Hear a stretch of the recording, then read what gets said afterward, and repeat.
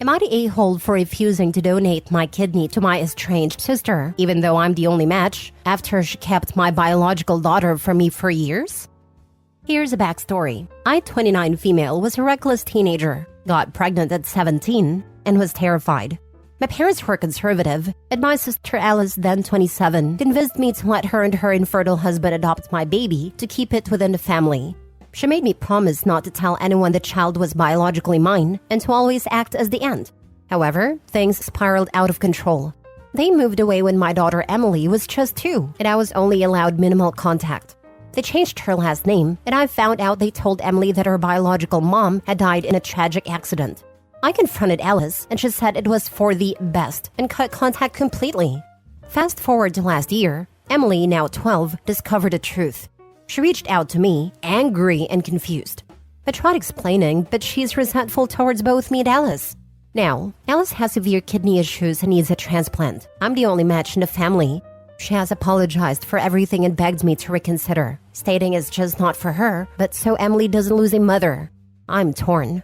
Alice's friends and our extended family have been bombarding me with messages, some understanding, some extremely hateful. Emily is conflicted and has expressed she doesn't want her mother to die, but also feels a deep-seated anger. My husband thinks I should donate to be the bigger person, but my best friend says Alice made her bed and now has to lie in it. Am I the a-hole for considering not donating my kidney after everything that's happened?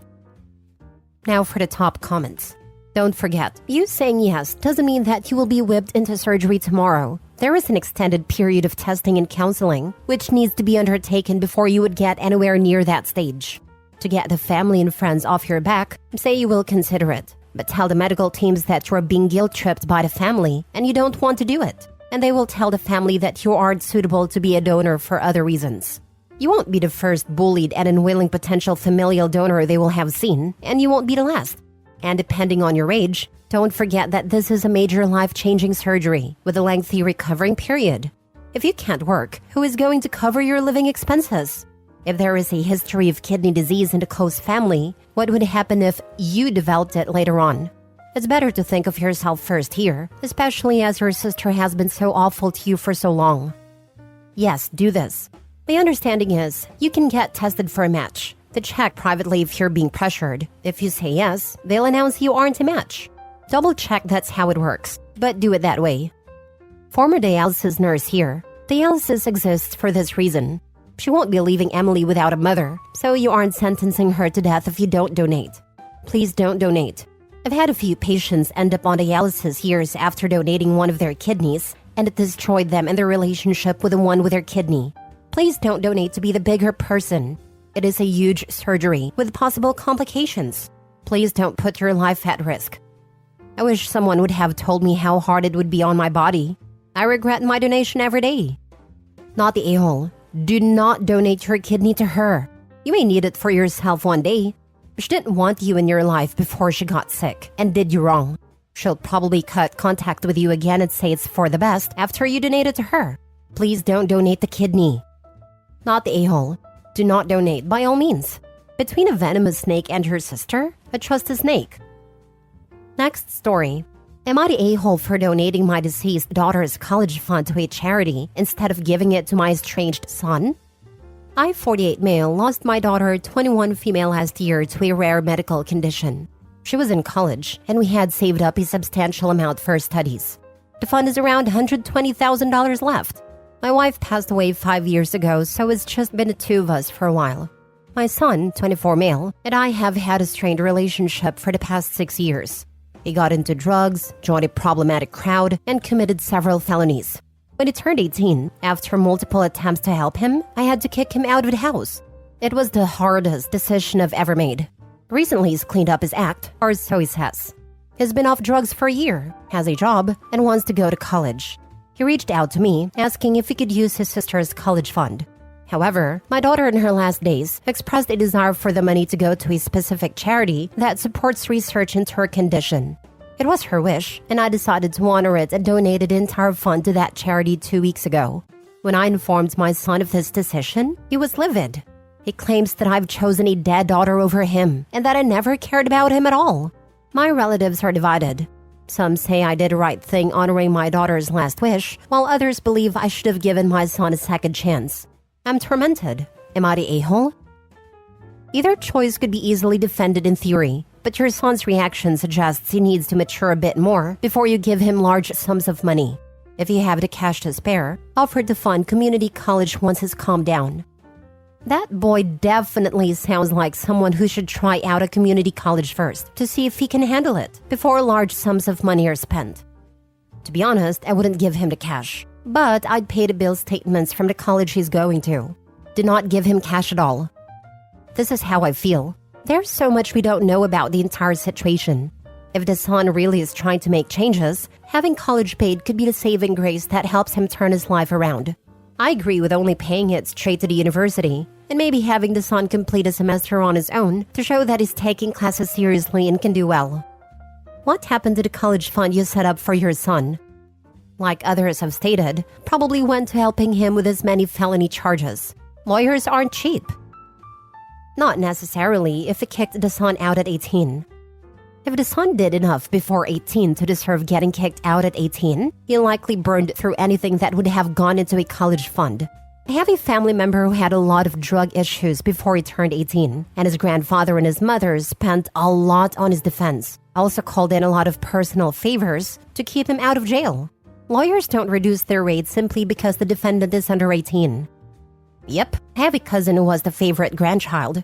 My grandparents bent over backwards, and she turned out just like her plastic, abusive, druggy, demented POS mother. Before 18, she totaled not only one, but two of my grandmother's $30,000 vehicles that she's told to go see a boy, within months of each other. Grandparents hired her a very expensive lawyer who got her off all the charges. A $125,000 house was bought for her so she wouldn't have to stay in the dorms for college. She got druggy roommates, they got pets, didn't take care of them, trashed the house, failed out of college, was allowed to take over the family business. She then got the business in trouble with the Liquor Control Board, a lot of money and fine. Grandmother saw the books and just about had a heart attack. Stole our grandfather's pain meds when he was dying from cancer. She and her then boyfriend, now husband, stole tens and tens of thousands of dollars from my grandmother right after my grandfather died from a horrible battle with cancer. She then took out credit worth over $60,000 with business lenders. And oh my god, the books. That was a doozy. And the drugs they left around the place. Almost lost the business, and now after COVID, it's closed. She calls her toddler sons little bastards to their faces whenever they act out. It's on video. The father is even worse. CPS has been called multiple times, and they only made her take parenting classes. It's a joke. All this before she turned 23, and I only know like 10% of everything. So, I can see how the son could have blown through his college fund before he turned 18. Next story. Am I the a-hole for wanting my husband to move away and told him divorce is fine with me? I, female 40, met my husband, male 51, 5 years ago. I love him very much. He has 2 children from a previous marriage, female 14 and male 13, and I have 1, female 13. His children never liked me because they always wanted their parents to move back together. When my husband met me, that dream was crushed, and it is very understandable. I gave them space and never tried to pressure them. When we got married, we moved into my home. They changed their mind when they realized I live in a big place with a pool, etc. We have been married 2 years. My daughter's father isn't in the picture, so my daughter lives 100% with me. I found out now that my stepdaughter has been bullying my daughter for the past couple of years, calling her fat, etc. I heard her make these comments. I told my husband to pack his children's bags because I never want to see them again. Because when I confronted my stepdaughter, she just laughed at me and called me and my daughter ugly and fat. And that my daughter deserved it. Turned out, my daughter has been bullied at school too, and the head of the bullying is my stepdaughter. My husband said that I couldn't kick out his children from their home, and that he would talk to his daughter. But he never did, so I told him that I understood that I can't demand that they stay with their mother since he has custody, so I told him that he should move out. We could meet on the weeks his children are with their mom, but that I'm done trying with his children. They will never love me or my daughter, and I'm choosing my daughter. He said I was being ridiculous, and that it wasn't marriage if he should live in a separate home from me when he has children. And I said if this didn't suit him, then I wouldn't mind divorce, because I'm not gonna have his daughter near mine again. I have no problems against my stepson, but my husband made it about him too because they're a whole package, which I totally understand. I can't demand that he doesn't see his daughter, so my suggestion is for him to move out and get his own place when he has his children. I spoke to my daughter about changing schools and she seems very positive to the idea. I still try to know more details about the bullying, but you know how embarrassing that is for children to admit. I never admitted to anybody that I was being bullied, even if my parents were very loving and supportive. Maybe I was even less inclined to confess to them because of how loving and supportive they were. Now for the top comments. Your daughter's mental health, happiness, and safety should always come first. You're doing the right thing, especially if he's doing nothing to stop his daughter from bullying yours. Take care of your daughter, OP. If he's unable to defend himself against his abusive daughter, you should file for divorce. This, OP has to defend her daughter. Nobody else will. I'm glad OP is putting her daughter before her husband. OP, your daughter will never forget you standing up for her. I assure you, it will mean a ton to her. Not the a-hole. You are doing right by your daughter. At this point, I would just opt for a divorce. It doesn't sound like he intends to do anything about his daughter. He may try and drag his feet to get his own place. May try and convince you that it won't happen again. I agree. Give him a strict timeline and stick to it. If he's too lazy a parent to do something about his daughter, he's too lazy to be in his marriage. You take care of yourself and your daughter. Period. If it was me, there wouldn't even be a timeline to set.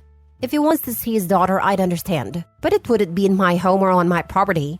The stepdaughter would be leaving that minute, and he could come back for his things or not. But she would never get a chance to bully my kid again. You showed your daughter just how much you value her well-being and how unacceptable your stepdaughter's behavior was. Those are powerful lessons. Not the a-hole. Well done, you. Hopefully husband will move to a different school district, so the two girls are not going to the same school. Last story.